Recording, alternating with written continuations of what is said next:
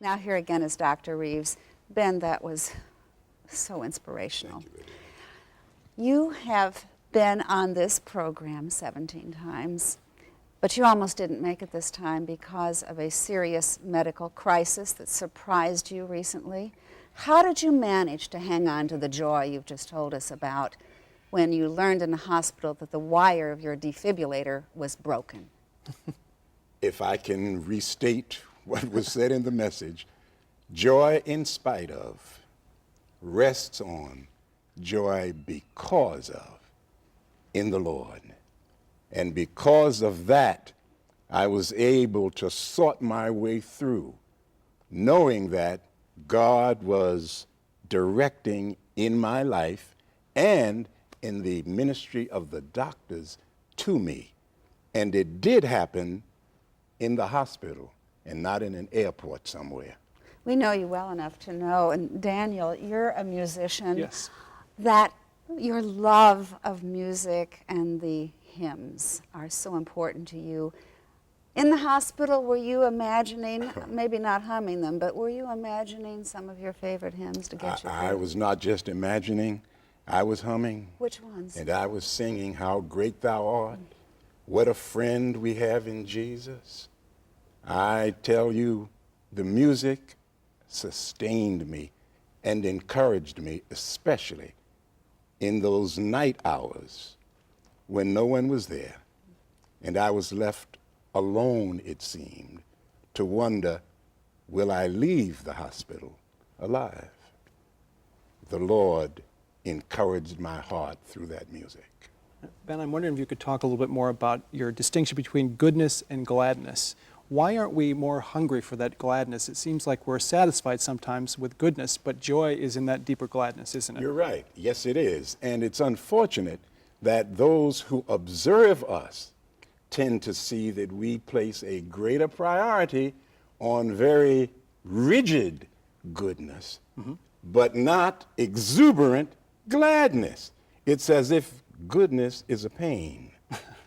And that's unfortunate that we should convey that.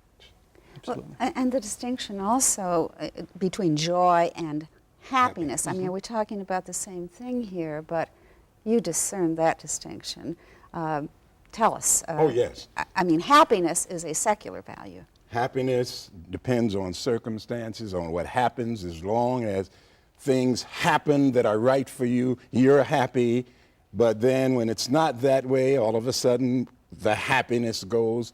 But joy sustains. I love that phrase. It has a longer shelf life. And in our market culture, we don't need all things to enjoy life, do we? And we find that out once we get those things. And we're given life to enjoy all things. Yes. Yes, we are. And what are some of the other things that bring you great joy in life, Ben? Obviously, your prayer life and things that come out of that. Yes, family. And the older I get, the greater that joy is to be with my wife.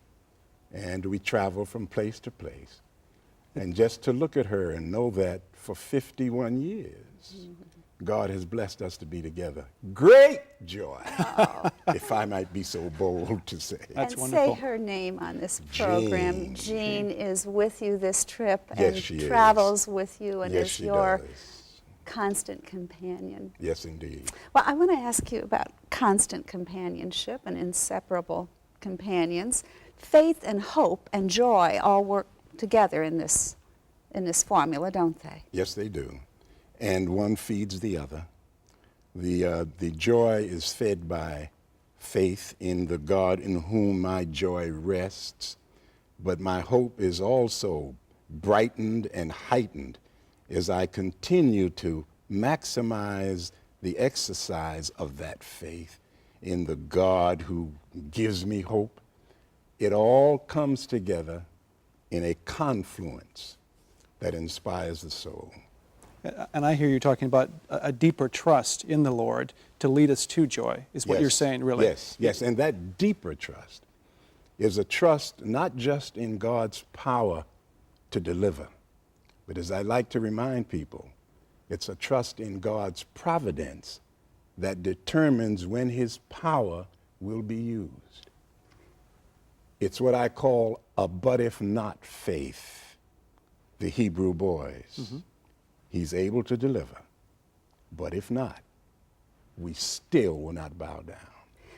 And awareness is an important component in all of this, isn't it, Ben? I mean, I'm reminded of the novel Our Town by Thornton Wilder, where Emily, who dies at age 12, goes back. She has one day to return back. And she says, do humans really ever see each other? Do they really see one another when they're living?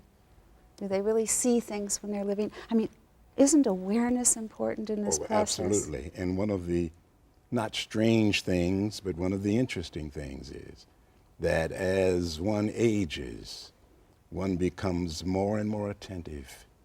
One begins to recognize and see things that before we were so busy, caught up in the living of life, we didn't take time to appreciate life and be attentive to people. What in 15 seconds was one of those things today for you? You know, I was walking down Michigan Avenue and looking for the cab, and I saw a man. And he was walking, but he was walking with his walker, had an oxygen tank. And I thought to myself, keep going, brother. Thank you so much, Ben, for sharing your joy with us. It's always a joy to have you with us.